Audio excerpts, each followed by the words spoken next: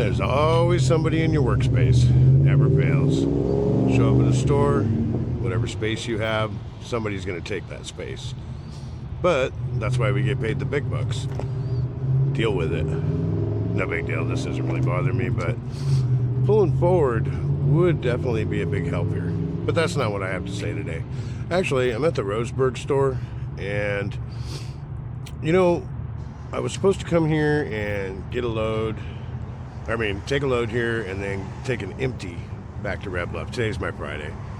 I didn't feel like making a video this week until now. I've had a cold. Getting better. My voice is back to normal, so yeah, we're good. But so you have to check your dispatch or your load assignment often. Check it all the way up to the point to where when you are showing up to do what it is you're supposed to do, even though you've read it 3, 4, 5 times since you left the DC, you want to keep checking it. And I've learned this the hard way in the past. If something changes, there's no indication usually that something has changed. As far as I know, I'm supposed to get an empty and, just go. Well, I checked it, and sure enough, I'm supposed to get a pallet trailer here. And somewhere during the night it changed over, but there's no message or no alert or anything like that. So you want to check your load assignment always. And there's always that chance there could be an error in there also. So you want to catch that before you land up getting to the store or the vendor and find out that you're in the wrong place, and well, it's just more time out of your pocket. But so this store here is a little bit unique. I wouldn't say unique, but it has its challenges. As I've been talking, you've seen all the traffic coming in and out of here. It's pretty early in the morning here. Doesn't matter. This is the back driveway that goes in right in front of the docks. Sometimes I wonder if this is like the main driveway for everybody, because they all use it. And you have to pull forward up to where that truck is behind me. And there's cross traffic that's just constantly coming. But that's what you deal with. So here you have 4 docks. 2 are grocery and 2 are GM. The 2 on the right are the GM. And so you can't park the trailer anywhere, because the extra trailer, because they've got it red zoned everywhere. You got the trash compactor there. That's where all the vendors go in the back. And then really this needs to be open so that we can pull forward into it, but that doesn't generally always happen. So you have to pull one of these trailers out, preferably the one that you're going to take away. And well, let me go back a step. You don't want to pull your trailer in the empty hole and drop it while you're moving the trailer you're going to take out of the hole, because sure enough, that somebody with dry groceries or a reefer or something's going to show up, and then they got to sit here and wait.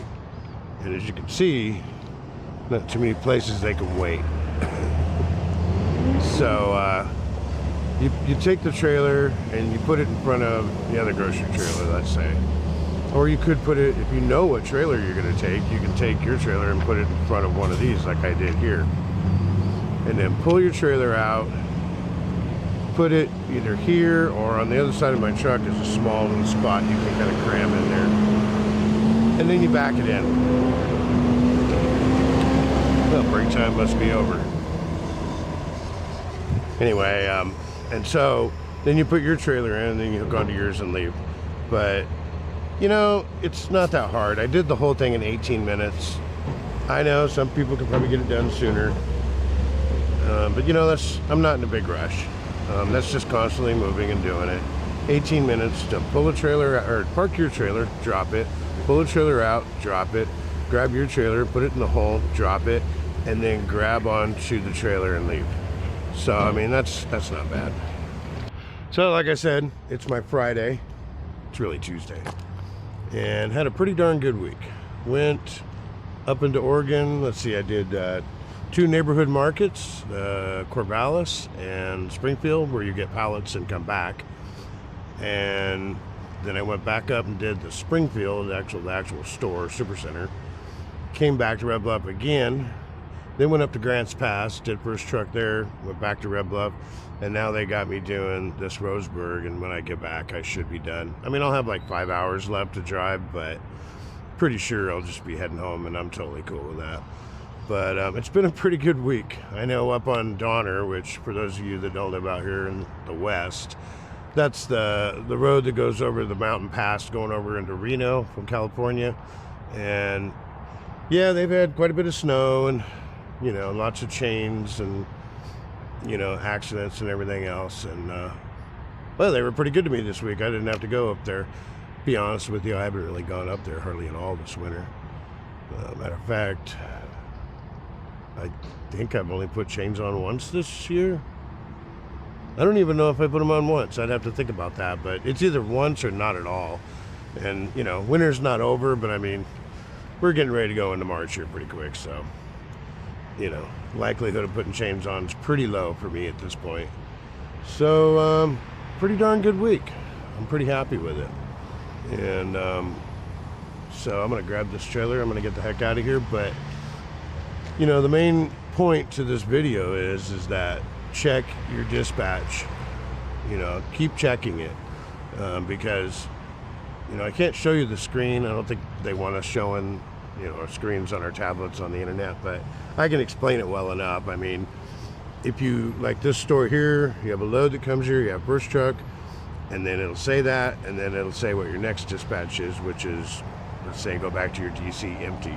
Well, empty will say no trailer, and a trailer portion, and then the load portion will say no load. And so, like this morning when I checked it, it didn't say anything, and then when I got here to the store, I checked it, and it had a trailer number and a load number in there. No indication whatsoever. There's no message that comes through, no alert that pops up. It's just there. And so that's why you got to check it. You know what's really bad about that is if that changes and it lands up being a vendor, you may be taking your time or, you know, planning on just going empty somewhere and you're not in a big hurry or whatever it is. And then when you finally do discover it, you find out that this particular vendor closes at noon, you know, and it's 10 o'clock in the morning and it takes 3 hours to get there, which means you're going to be an hour after they close the doors on that place. You know, if you wait to the last second to check your load information, what's going to end up happening is, you know, maybe, I don't know, but management may say, well, don't you check your load information? You know, they gave this to you at whatever, 5:30 this morning, and it's all time marked. So, I mean, it really is your responsibility to check this stuff. You know, no big deal. They're going to end up rescheduling that with another driver, but it's just, you know, you want things to work smooth. I mean, you get paid to work here to make all this happen, to make everything work smoothly so that you have a good place to work and for things to go right, and for everyone else you work with, the store people, vendors. You know, if you're doing what you're supposed to do, then it works out better for them too. So check the load information often, and anything you don't understand, or, you know, just whatever it is, call them, just ask. Call, you know, a coordinator and just say, I don't understand what this means. I still do that. I've been here 17 years. I'll call in and I'll go, you know, I know that this says pallets, but I noticed that, you know, it didn't have a load number, or, you know, something small, whatever, or it didn't say this or that. And it may be a dumb question, some people might say, but I've learned in the past that the dumb questions are generally the best ones to ask, because in the end you may find out it wasn't that dumb at all. It's a good thing I said something. That just saved myself who knows how much time, and, you know, I got everything straightened out. So that's what I got for you today. Today's Friday, woohoo! And I'm gonna go home and enjoy my 5 days off. So I'll catch you guys next time.